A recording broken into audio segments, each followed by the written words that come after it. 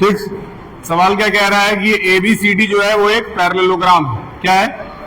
Parallelogram. Given में लिखिए ABCD is a parallelogram. ABCD एक पैरेललोग्राम है। इसमें खुश होने वाली क्या बात है? ABCD एक पैरेललोग्राम है। अगर पैरेललोग्राम है it means AB is equal to BC and CD is equal to AB. The sides are equal sides, equal sides. Write like this only. The sides are equal. And then AC is equal to AC. Sides are common. Is it easy?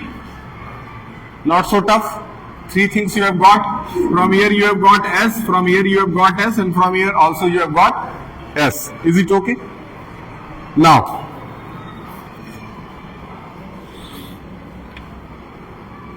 it bisects angle C. What you have to do? अब यहां से दो triangles equal हो गए, therefore triangle ADC and triangle ABC, क्या ये दोनों triangle equal हो गए SSS वाले फॉर्मूले से?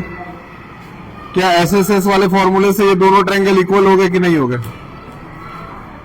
कॉन्फिडेंस ही नहीं तुम्हारे अंदर। हो गया कि नहीं हो गया? ये याद रहेगा एग्जाम तक। एग्जाम के बाद भूल जाओ, कोई बात नहीं, एग्जाम तक याद रखो।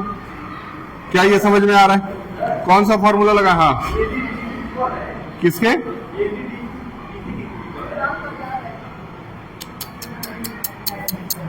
AB किसके इक्वल है?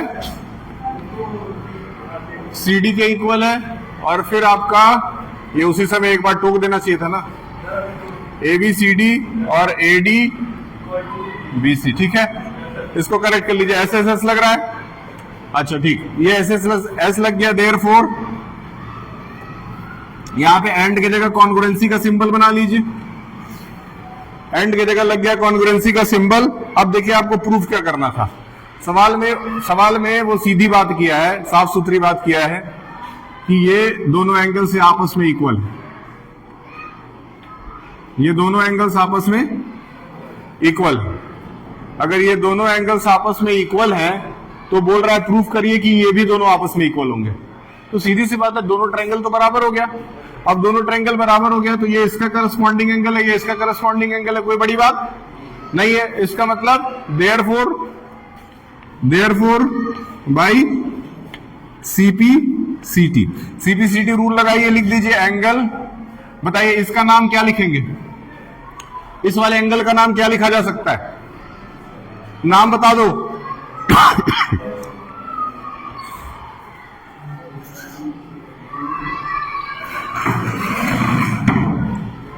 क्या आएगा? ACD,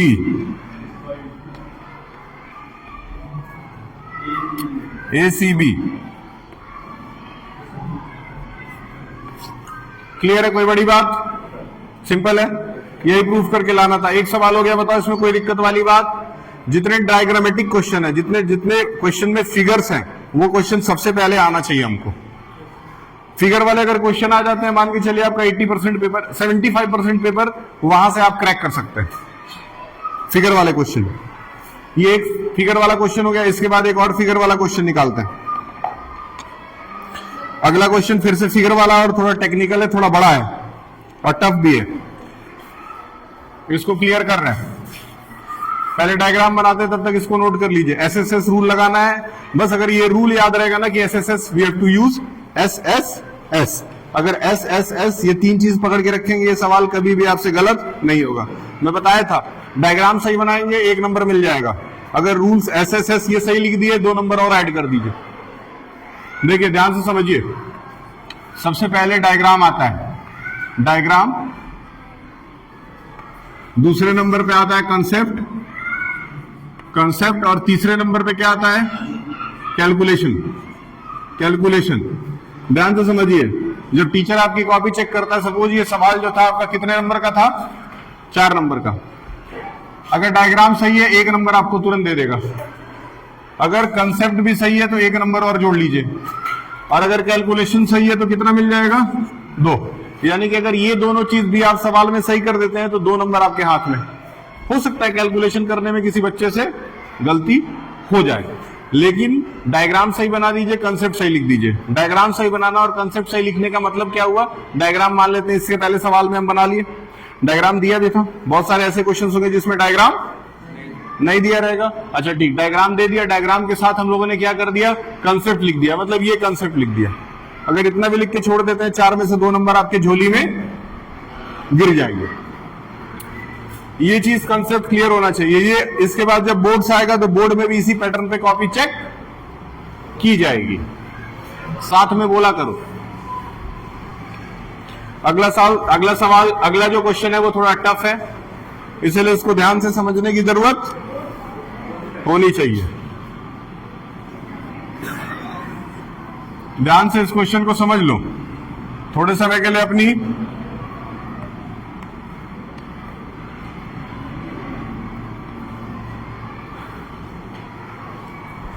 ABCD,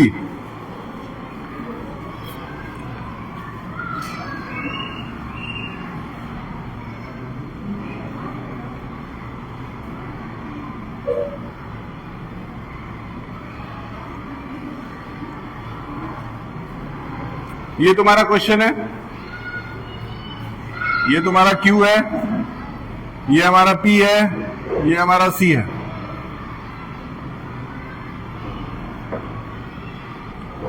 ये दिया हुआ है, ठीक है। अब सवाल में देखो क्या क्या लाना है। सबसे पहले बोल रहा है कि ABCD एक पैरेललोग्राम है, तो पहला कॉलम यही आना चाहिए कि हमें लिखना है क्या, given ABCD is a parallelogram. ये क्लियरली लिखा हुआ होना चाहिए सवाल के अंदर। फिर कह रहा है P and Q are the taken as diagonal.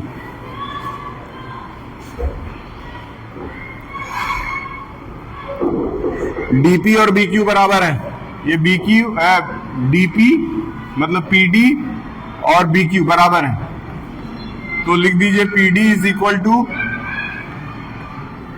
BQ। ये गिवन है, क्लियरली लिखा होना चाहिए। सवाल बस पकड़ना, सवाल नोट करना, सवाल नोट करने के बाद जो जो गिवन है वो लिख देना अच्छे से।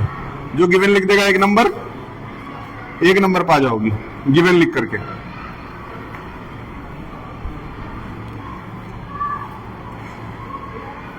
अब टू प्रूव क्या है लिखो, टू प्रूव दैट। अब इसमें प्रूफ क्या करने का है, ट्रायंगल APD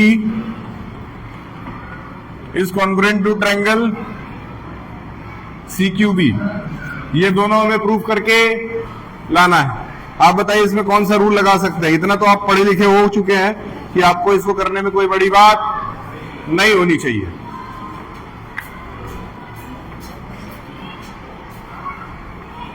बताओ, तुम बताओ, can you tell me the rules? Why are not cutting your hair, you are not looking like man. Yes, tell me APD कहाँ है? ये देखो, ये APD है, सही है। और BCQ कौन सा है? क्लियर है। देखो पहले ये बोल रखा है ये साइड इसके बराबर है, तो एक साइड तो मिल गया, यानी PD is equal to BQ। यहां से एक साइड हमारे लिए आ चुका है। क्लियर है? बड़ी बात क्लियर है ना? नहीं समझ में आया तो आगे खुद ही लगा दिया करो, नहीं समझ में आया तो, है कि नहीं? बच्चों को छूट है पढ़ने का। क्या PD is equal to BQ होना चाहिए? ठीक। अगली चीज क्या ये दोनों पैरेललोग्राम के साइड इक्वल होने चाहिए? नहीं समझ में आ रहा है? लिख दीजिए AD इज इक्वल टू, जितना ज्यादा कंक्लूड करेंगे पढ़ाई में, इंटरेक्ट करेंगे टीचर्स के साथ, उतना ज्यादा आपका कंसेप्ट क्लियर होगा, नींद नहीं आएगा। ठीक है? पूरे क्लास में टीचर्स से बात करते रहिए, पढ़ाई के बारे में बात करिए टीचर से, चुपचाप सुनिए मत। अब एक चीज और चाहिए मुझे, कौन देगा इसमें से? AP is equal to QC दिया नहीं है, उसका कोई तर्क नहीं है, उसका कोई टेक्निकल टर्म नहीं है वो, तो इसीलिए उसके जगह मुझे कुछ दूसरा ऐड करना पड़ेगा। कौन सा ऐड कर ले? देखिए अल्टरनेट एंगल्स, पैरेललोग्राम के अल्टरनेट एंगल्स हमेशा इक्वल होते हैं। ये आपका अगर पैरेललोग्राम है, अगर ये एंगल है तो हमेशा अल्टरनेट एंगल एक दूसरे के, ये दिमाग में आ जाना चाहिए पेपर के समय। तो क्या हो जाएगा एंगल, इसका नाम बता दीजिए, तुम नाम बता दोगे? नहीं, अल्टरनेट एंगल तो है, इसका नाम बताओ, इसको कैसे मैं रिप्रेजेंट करूंगा? Tell me the process. इसका नाम कैसे लिखा जा सकता है, प्रोसेस बता दो। हाँ, PDA एंगल, PDA। और इसको कैसे लिख सकते हैं? B, कौन बोलेगा? BQ। अरे भैया इसको दिखाना है तो ये सेंटर में लेना है। एक लोग बोलो, क्लियर बोलो, QBC। तो यहां से क्या आ गया? कोई दिक्कत? कौन सा रूल लगा दें? बात खत्म। अब इतनी बार ये सब हो चुका है ना, क्वेश्चन धीरे धीरे दिमाग में सेट हो जाना चाहिए। कोचिंग वाले बच्चों को 9th का जो बैच है मैं जो पढ़ा रहा हूं, इतनी बार रिवीजन हो गया है कि वो जैसे ही अभी लिखता हूं ना तो बोल देते सर 126 आंसर है, अरे सर 34 डिग्री आंसर है। मतलब अभी आधा सवाल लिखो वो सब आंसर बता ले रहे हैं। सेम यही कंसेप्ट पढ़ाया जा रहा है वहां पे, सेम यही कंसेप्ट। तो यही सारे चैप्टर्स हैं, इन्हीं सारे lines and angles, triangles, polynomial.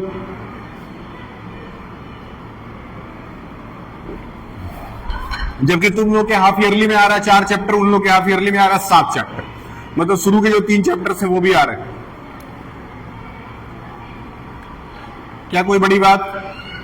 तो पहला वाला क्वेश्चन लग गया।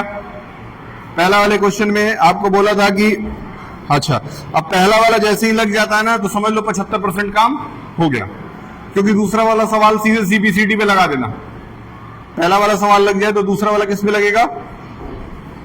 CPCT पे, याद रखना ही है। तो अब दूसरे वाले क्वेश्चन के लिए बस क्या करना, देखो सिंपल टेक्निक। दूसरा वाला क्वेश्चन बोला है, देखिए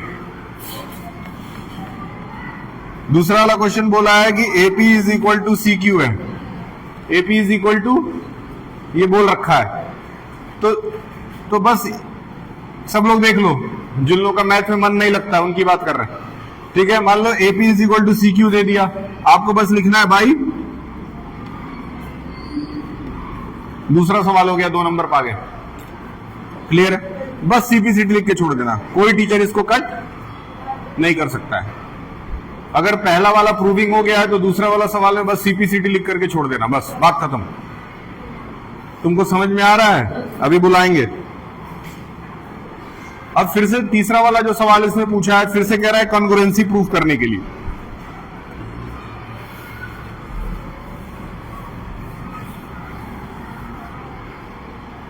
तीसरे वाले क्वेश्चन में फिर से कॉन्ग्रुएंसी है। क्या है देखिए, कह रहा है triangle AQB is congruent to triangle CPD। ये दोनों को आप कॉन्ग्रुएंट प्रूफ करके दिखा दीजिए। अब देखते हैं, अब बच्चों के हाथ में इसको छोड़ रहा हूं, इस वाले क्वेश्चन को बच्चों के हाथ में छोड़ रहा हूं। देख रहा हूं इसको कौन सा बच्चा कौन से रूल से क्रैक करके दे रहा है। क्या AQB यहां दिख रहा है? क्या CPD यहां दिख रहा है? लगभग क्वेश्चन एक जैसा है जैसे इसके पहले किए थे। Almost the question is same. देखते हैं कौन सा बच्चा बता रहा है पहला साइड क्या आएगा। पहला साइड क्या आएगा, कौन सा बच्चा बता रहा है?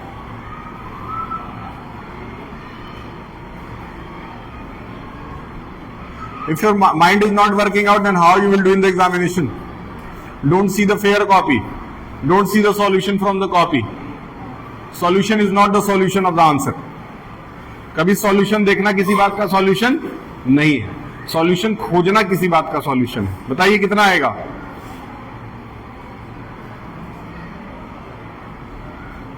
यार इन दोनों ट्रायंगल में कुछ इक्वल नहीं जरा जा रहा है? क्या इन दोनों ट्रायंगल में कुछ इक्वल नजर आ रहा है? हमको तो आ रहा है, तुमको क्यों नहीं आ रहा भैया?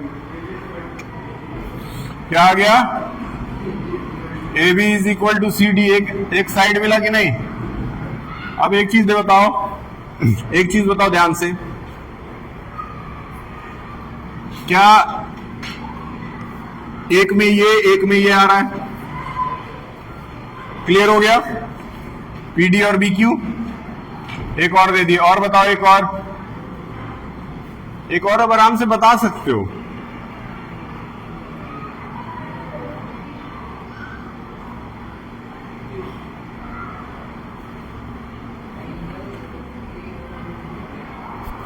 एक अल्टरनेट एंगल ले लेते हैं।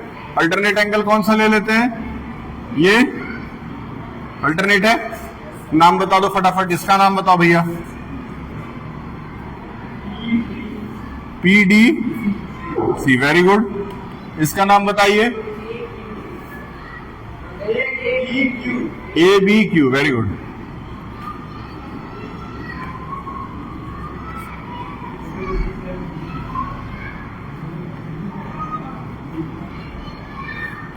क्या कोई बड़ी बात? एक सवाल लग गया। अब ये सवाल जैसे ही कॉन्करेंसी प्रूव हो, हमेशा याद रखना अगला सवाल किस पे लगेगा? सॉरी, अगला सवाल किस पे लगेगा? सीपीसीडी पे। तो अब अगला सवाल बोल रहा है कि प्रूफ करिए कि ए क्यू और सीपी बराबर है।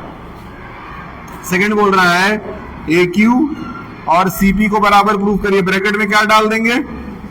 बात खत्म, डन। बताओ ये चारों की कंसेप्ट क्लियर हुआ? सवाल बेसिकली दो ही लगाना था, दो तो उसी के भरोसे चल रहा है। सवाल दो ही लगाए, 4 सवाल था, 2 हम लगाए, 2 तो उसी के भरोसे चल रहा है। तो मन लगाओ पढ़ाई में तो रिस्पांस मिलेगा, घर में लक्ष्मी आएगी, पैसे आएंगे।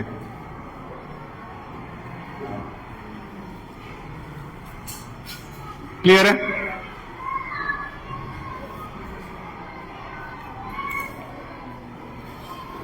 ठीक, अब एक और फिगर वाला क्वेश्चन ले रहे हैं। एक और शानदार क्वालिटी का फिगर वाला क्वेश्चन ले रहे हैं।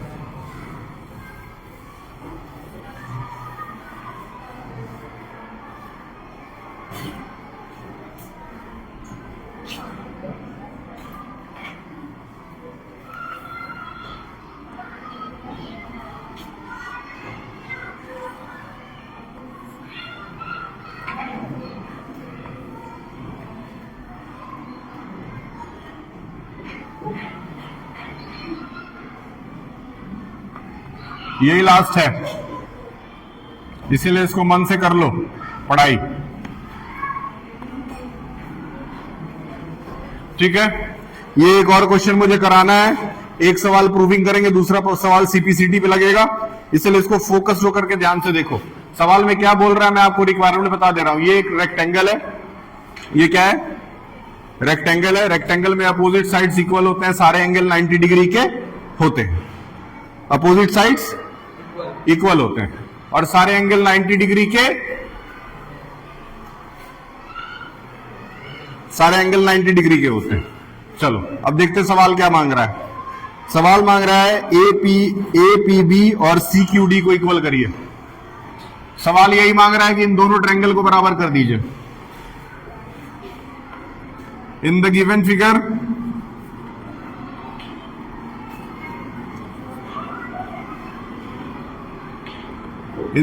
Figure APD and CQV,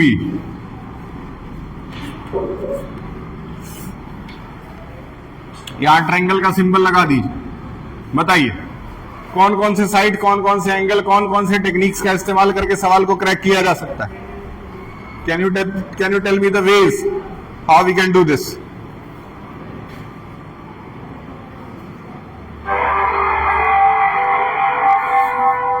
We don't have.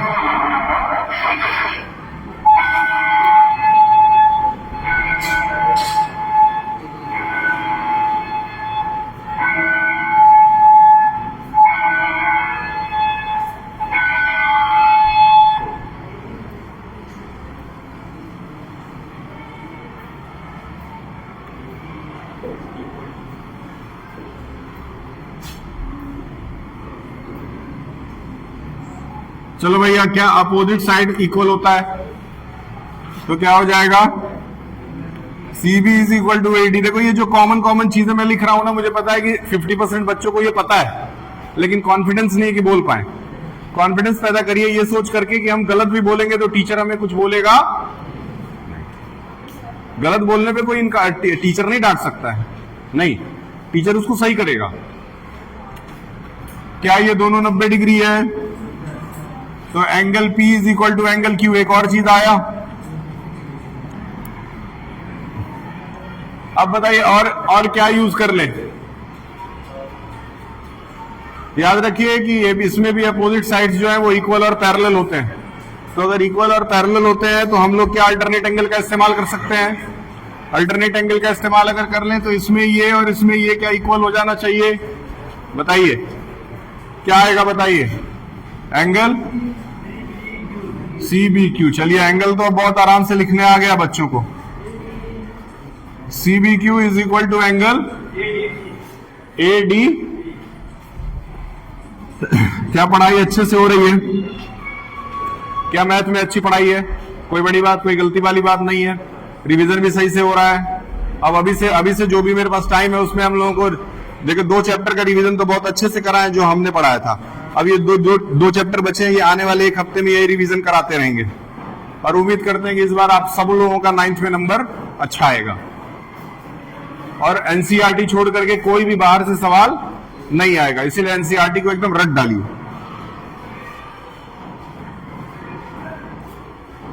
बताइए कौन सा रूल लगा? रूल कौन सा लगा? By using ASA,